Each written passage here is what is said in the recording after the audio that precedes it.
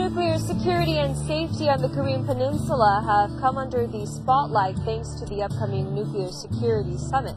Today we have scheduled to meet with Mr. Han Chung-hui. He is the sous Sherpa and the spokesperson for South Korea at the summit to talk about efforts currently underway.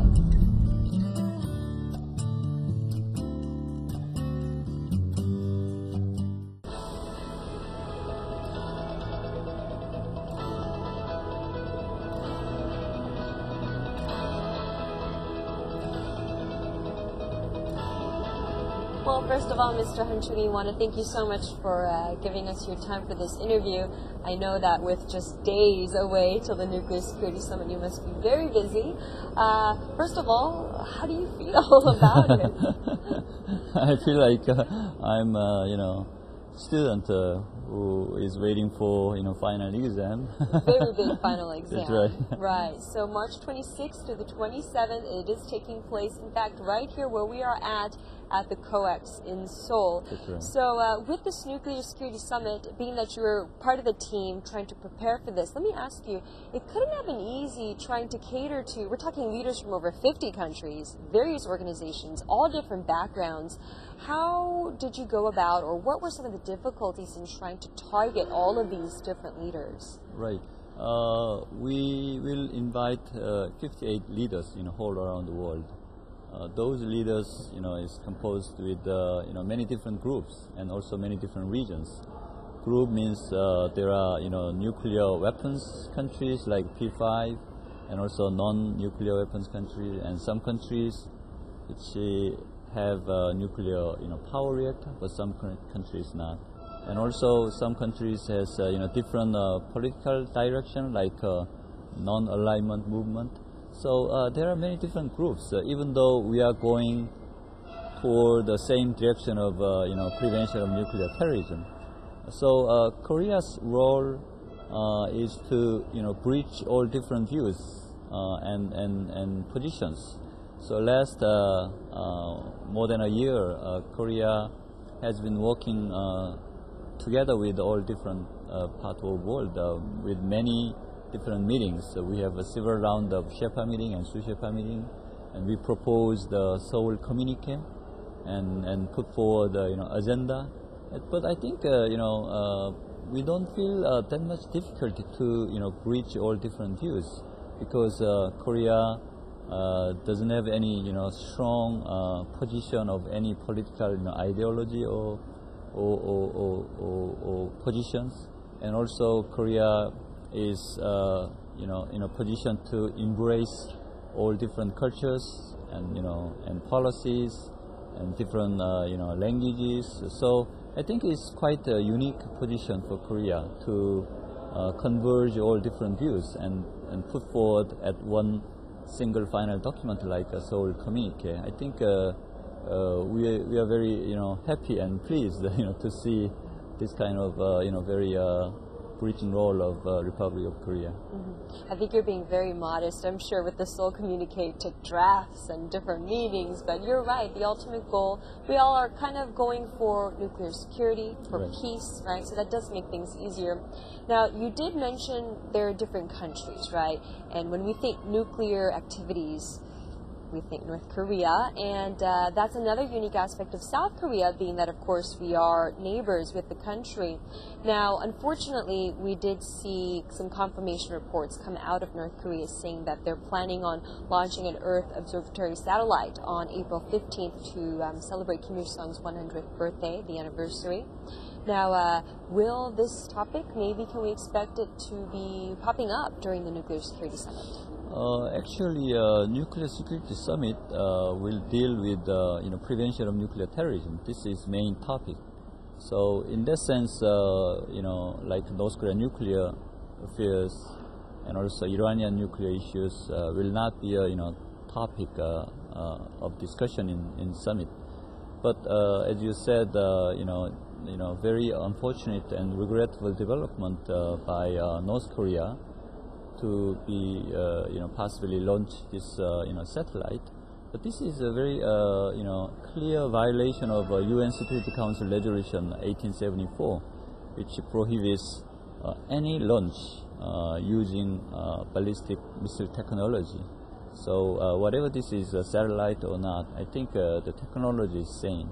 So I think their intention is military dimensions. So I think this is clear message from international society, including Korea, Republic of Korea, Japan, as well as United States. And I think if North Korea continue to be this kind of defiant gesture toward the international society, I think they will continue to be isolated, more isolated on the eve of this Seoul summit, because the Seoul summit will discuss peace and safety and security of the all people and all around the world. But if they continue to be provocative like this, I think this is clear message to them. They will continue to be isolated with the presence of the 58 leaders in southern part of the Korean Peninsula. Will see development in North Korea. It's very worrisome thing. Right. I think the international community were especially thrown a curveball with this, being that we were thinking that there was some progress in the right direction with the deal between North Korea and the U.S. for food aid, but that is unfortunately another issue, like you mentioned very well, that it's a little bit separate from nuclear security, although definitely related. But being that this nuclear security summit, it's not the first one. The first one took place in Washington, D.C. This was back in 2010. Now, that summit was very, very pivotal, very important, being that it got a lot of countries to, number one, acknowledge the problem, and then come together and agree to make efforts to fight this. Now, this Seoul Nuclear Security Summit, we're hoping for some more feasible, some tangible efforts or measures to be taken. As observers, what can we look forward to from the Seoul Nuclear Security Summit? Right. As you said, the Washington Summit is very important milestone to highlight the importance of this nuclear terrorism. And threat of nuclear terrorism is main topic of Washington Summit. And this highlight the importance of this issue to the highest level, like summit. But in Seoul Summit, we have to make this commitment into action and implementation. This is an important task of all 58 leaders. So I think we made very substantial progress during last 2 years. In Seoul Summit, we also highlight some important major tasks in 10 to 11 areas in Seoul communique to put the specific action plan at each important task, so that we can make them as a guidance for next another 2 years to see what could be substantial progress during another 2 years before the next and third summit in 2014. In that sense, I think Seoul Summit is another pivotal momentum on nuclear security and pave way toward a peaceful and then safe world again. Mm-hmm. It is definitely a transnational issue, and to attain world peace and nuclear safety in the world, we really need the world to come together. What kind of efforts would you say some various countries are making currently, or maybe efforts underway, in trying to attain nuclear security? Right. When you say nuclear security, we presume three major pillars of terrorism. Mm-hmm. One is nuclear material terrorism using nuclear weapons. We call it improvised nuclear device. Second one is radiological terrorism using radiological materials using a dirty bomb. And third one is we call it sabotage. This is a direct attack or explosion to the nuclear facilities like a nuclear power plant. So those three areas will be comprehensively discussed and addressed in Seoul Summit.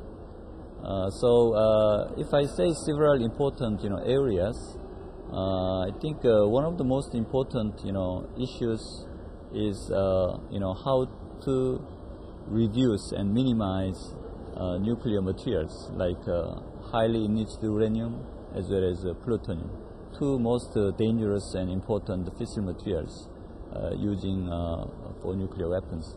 But I think we found very substantial progress during last 2 years. I think more than 8 countries already returned their unneeded HU to the original countries like Russia and United States, and another several tens of HU has been already downblended by the Russia and United States. I think this is more than 3,000 equivalent of nuclear weapons. And also many countries, more than I think 30 or 32 countries newly ratified two important nuclear related conventions, like a nuclear terrorism convention and also convention on physical protection of nuclear materials. So I think international norm on nuclear security could be reinforced by this new ratification. I think there is very substantial progress during the last 2 years. Now, nuclear weapons, nuclear technology, nuclear energy, these have the potential to result in, we're talking, a global catastrophe. And you did mention on some of the progress we've seen, which is very good news, but I hate to turn it to a little bit to the negative, but what are some of the remaining obstacles that you would say are lingering to try to prevent a global catastrophe? Yes, one of the most important tasks we have to achieve is to have the same level of sense of urgency and then awareness on the importance of this issue itself by all leaders and by all countries all around the world. Because otherwise, this nuclear security cannot be achieved, evenly to all members of international society. Because some areas or some countries have some loophole, for illicit trafficking or smuggling, So I think one of the most important tasks and objective of Seoul Summit is to raise and reiterate again the importance of this issue to the level of head of each state and government.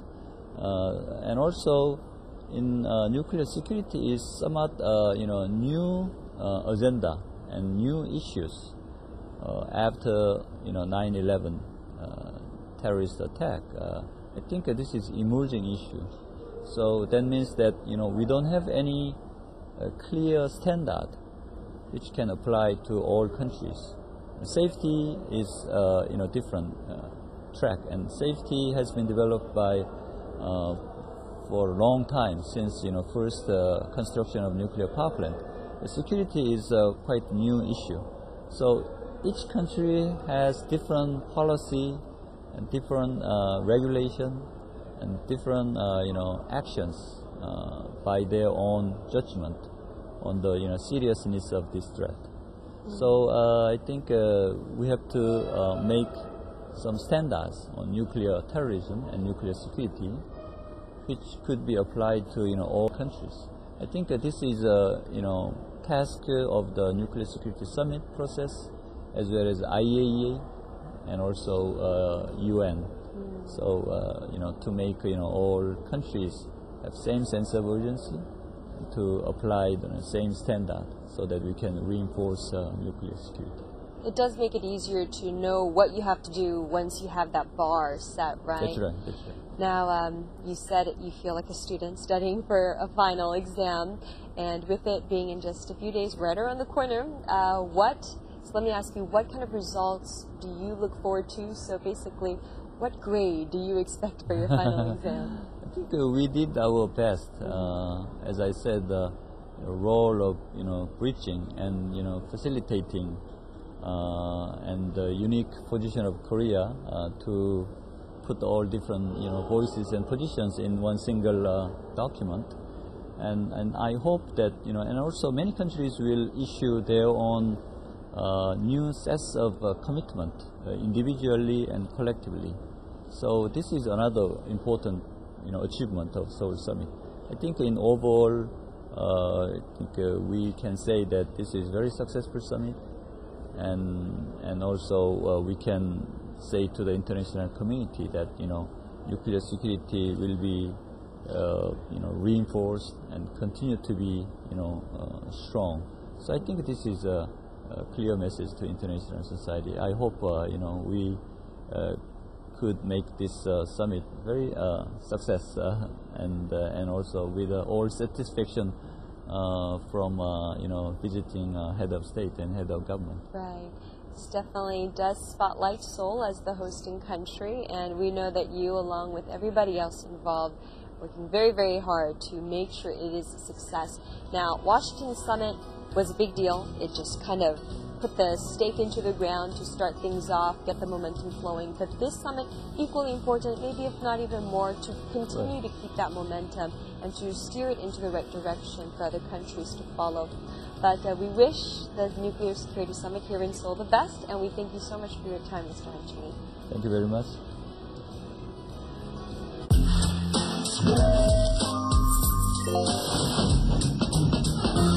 Inside